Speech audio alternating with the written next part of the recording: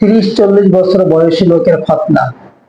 কোনো অমুসলিম ব্যক্তি যদি ইসলাম কবুল করে নেয় আর তার বয়স যদি 30-40 বা প্রাপ্তবয়স্ক অর্থাৎ যে কোনো বয়সী হোক না কেন, এমত অবস্থায় তার খতনা করা লাগবে কিনা, আর যদি লাগে তাহলে ডাক্তারের সামনে তার সতর খোলার প্রসঙ্গে বা সতর কি খুলতে পারবে, সতর খোলার হুকুম কি।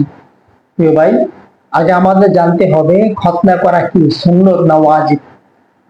ইসলামী শরিয়াতে খতনা করা সুন্নতে মুআক্কাদা, যদিও অনেক ফুকাহায়ে কেরাম বিশেষ করে শাফি ও মালিকি মাযহাবে খতনা করা ওয়াজিব। যেমন কুরবানি করা ওয়াজিব, ঠিক এমনি ভাবে খতনা করা ওয়াজিব।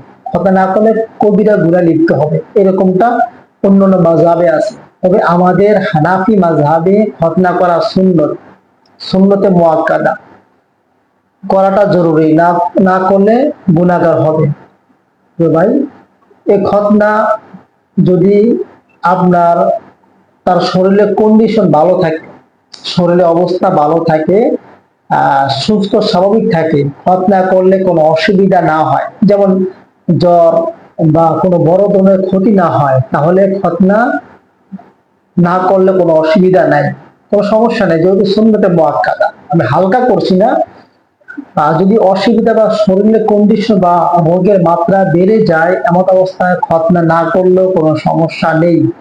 তবে খতনা করা ভালো, যেহেতু ইসলামের নিদর্শন বা ইসলামের একটি শিয়ার, মানে 5টা ফিতরতের মধ্যে একটা ফিতরত হলো খতনা করা। এই খতনা করার সময় আপনার যখন খতনা করবে সে অবস্থায় সতর খোলা জায়েজ বা বৈধ আছে। তবে সতর না করলে তো আপনার কিভাবে খতনা করবে।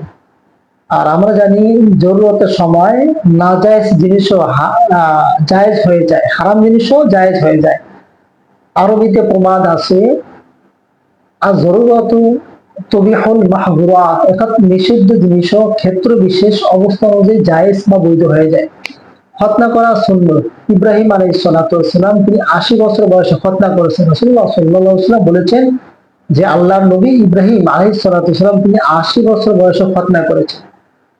অনেক সাহাবায়ে কেরামরাও যারা আপনার বৃদ্ধ বয়সে কিংবা প্রাপ্ত বয়সে ধর্ম কবুল করেছে, ইসলাম গ্রহণ করেছে, তারাও বয়সীয় সময় খতনা করেছেন। এই জন্য খতনা করাটা জরুরি। খতনা না করলে কোনো সমস্যা নেই, তবে সুন্নতে মুআক্কাদার গুনাহগার হবে।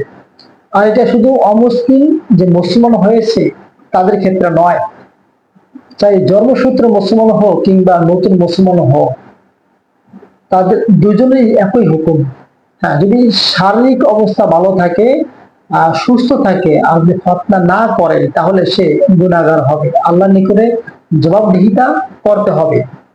আর রাসূলুল্লাহ সাল্লাল্লাহু আলাইহি সাল্লাম তিনি উম্মতদেরকে এই বিষয়ে তাকিদ দিয়েছেন, জোরালো তাকিদ দিয়েছেন যে খতনা করো। খতনা করলে আপনার মুসলমানের একটা নিদর্শন যেহেতু, আর আল্লাহ তাআলা আমাদেরকে তো সৃষ্টি করেছেন রাসূলের হুকুম মানার জন্য, রাসূলের নির্দেশ মানার জন্য বা রাসূলের তরিকা অনুযায়ী চলার জন্য।